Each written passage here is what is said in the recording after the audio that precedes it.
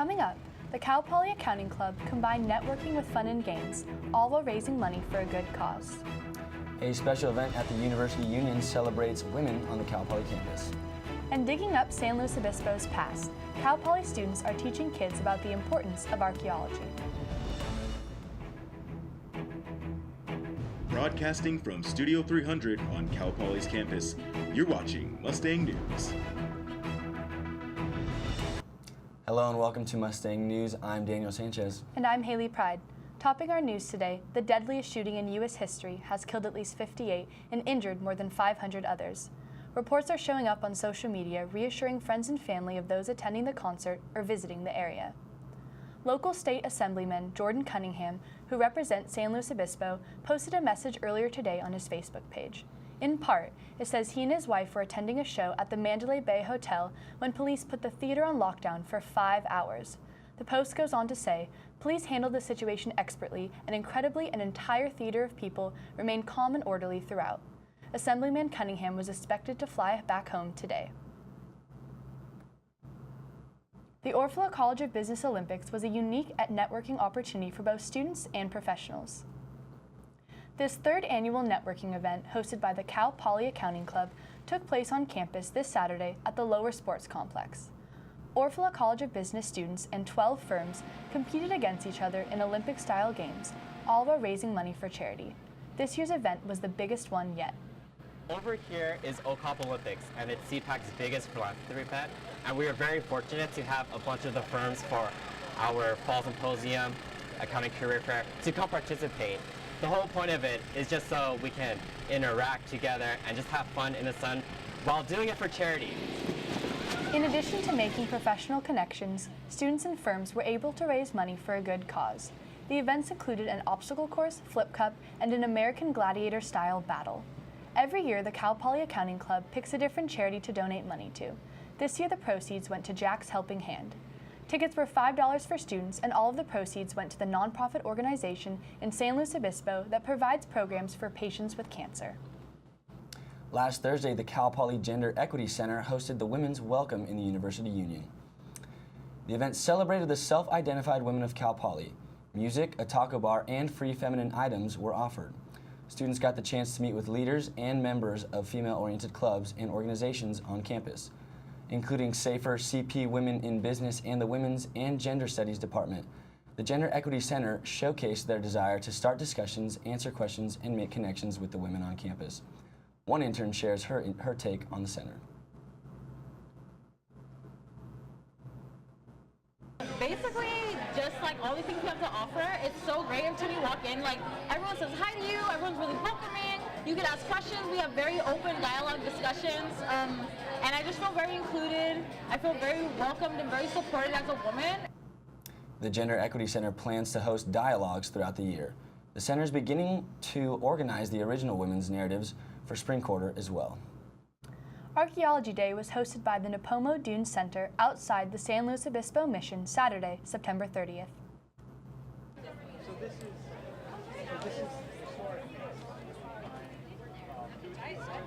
So we are here to introduce the general public, kids to grandparents alike, what archaeology is and how it works as a scientific method. When you arrive, you go to the welcome booth and you sign in, and then you're going to get a passport. And the passport kind of gives you a background on San Luis Obispo County's the history of the native cultures prior to Europeans coming. We're supported by Professor Terry Jones at Cal Poly, and we reached out to him, and he said that he would get some of his more advanced archaeology students to come and support us today and help run the stations. That gives them good experience in working with the public, and also uses their skills as trained students of archaeology to explain what they know about archaeology to the general public. So all the volunteers here today from our class, we're set up in the different units, so we're kind of, each one of us is in the different stages of the process. So I'm taking part in the first part, which is the dig, so we're digging up the materials. The second part is sifting through and finding the specific artifacts. And then from there on, you go into like the cataloging process and the analysis process. So that's the very end, and that's when you're kind of finding all the artifacts and seeing when and applying when they would be. Archaeology Day, I think it's a great opportunity for kids and even adults to come out and kind of learn more about archaeology and the whole process, because sometimes it seems like it's just going out and looking for artifacts, but there's a very specific process that's fun to learn about, and it's nice to know more about what we're doing out there. SLO County Archaeological Society plans to tour elementary schools in the winter to teach kids the importance of understanding archaeology. The Araucaria bidwilli is an evergreen tree native to Queensland, Australia, but one can be found on Cal Poly's campus with caution tape surrounding its perimeter. In the lawn between Spano Stadium and the business building lies the bunya bunya pine, a tree you're unlikely to find in California. The tree can reach the height of almost 148 feet and is recognized by its unusual branching pattern, strange leaves, and large cones. The University Police Department placed caution tape around the tree about a week ago. When the tree's pine cones are ripe, they fall and can weigh up to 40 pounds and approximately 8 to 14 inches in diameter, enough to cause serious injury. Unlike its common name, the bunya bunya pine is not a type of pine tree and is most commonly found in Australia. Coming up, Big West individual cross country champion Clayton Hutchins talks about this year's team. We're returning our top 7 from last year. A couple of guys have had some problems with injuries, but there's so many guys that are within the top 7 that can do so well if everybody just keeps.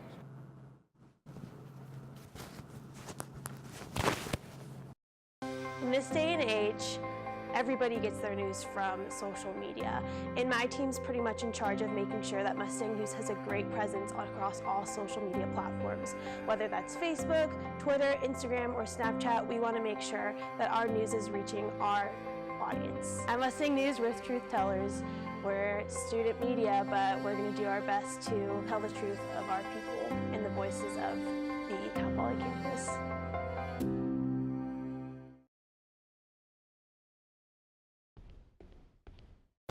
Can I tell you a cat joke? Just kidding. Why did the girl ask the mushroom to dance? Because he was a fun guy. What do you call a pig that knows karate? Pork chop. So how does a tissue dance? Put a little boogie on it.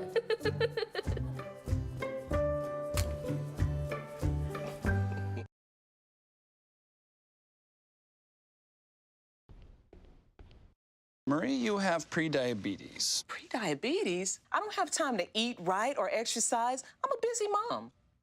Oh, you're a busy mom. Yeah. This is great news. Busy moms never get prediabetes. Wait, what? Let me just... Yeah, this is all the people at risk for prediabetes, and way over here, busy moms. No?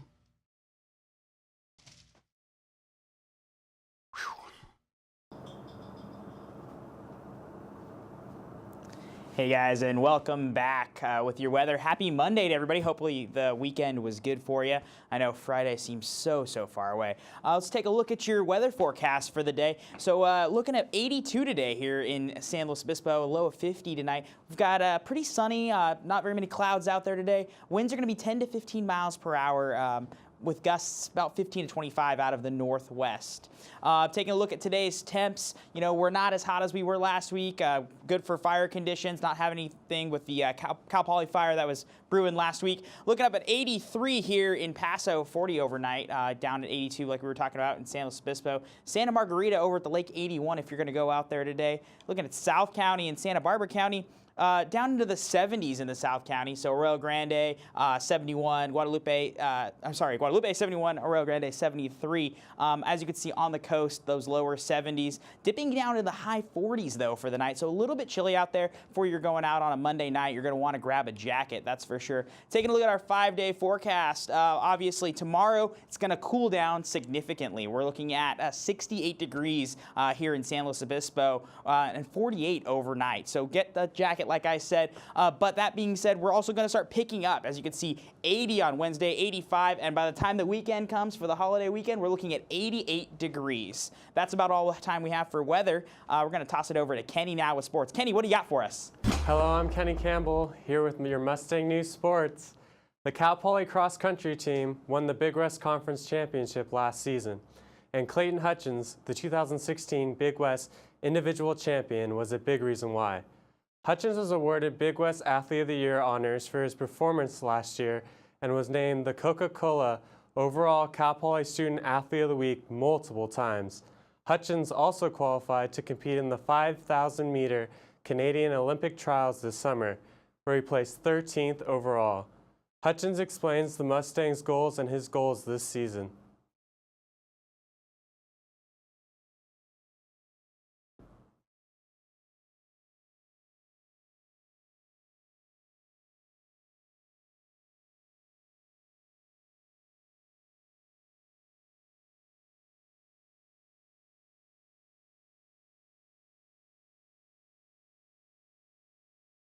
Hutchins made his 2017 debut this past Saturday at the Oregon Invitational, where he finished 67th. Outside hitter Adley Van Winden is going into her third year at Cal Poly, and her sister, Tori, joined the team as a sophomore. Their parents both attended and played sports at Cal Poly, which was a large influence in Adley's decision to come here. Tori, however, started off at UCLA and made the transfer to the Mustangs because she felt like there was something missing. Adley and Tori Van Winden had played on the same volleyball team since they were 7, but that all changed last year. It was my first year ever playing away from her since I was 7 years old, and so I didn't realize how much of a part of it was like just I don't know how to say it. It's just we have this kind of bond on the court, and when I was taken away from that setting, it felt like a whole new game to me. Adley and Tori will be able to play side by side during the beach volleyball season. The Mustangs are 15-2 with a 10-match winning streak. That's all we have for Cal Poly Sports Action today. We'll be back right after the break.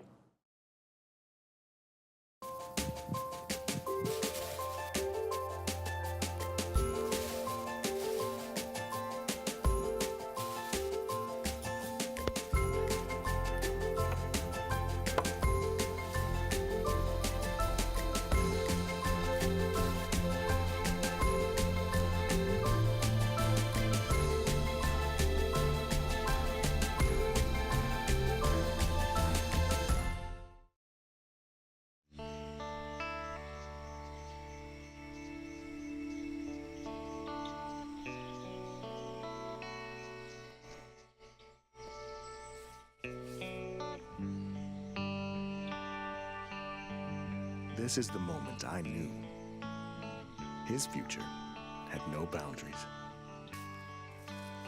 There are some moments only the forest can inspire. Find yours at discovertheforest.org. Local artist David Limwright joined the Central Coast Watercolor Society to teach the community about figurative painting. David Limwright is a visual artist from Atascadero whose work focuses on the human figure and abstract expressionism. The CCWS hosted Limwright to showcase his latest work at the United Methodist Church last Tuesday. During the meeting, Limwright created an original piece by using acrylic on paper. As he painted, he gave advice on how to use washes, glazes, and opaque paint as an alternative to watercoloring. At the end of his demonstration, the audience was able to start their own projects on canvases provided by the CCWS. In the last year, I have been taking the figure and abstracting it a little bit more. So it's sort of new for me, but I'm enjoying it. It's another. I've been making art for 40 years, so it's another challenge for me. The Central Coast Watercolor Society meets on the last Tuesday of each month at 6:30 p.m. Be sure to check out their website for the latest information. That's all the time we have today. Remember to stay with Mustang News for all your Cal Poly info and follow us on social media for more coverage. I'm Daniel Sanchez. And I'm Haley Pride. Have a great afternoon. We will see you next week.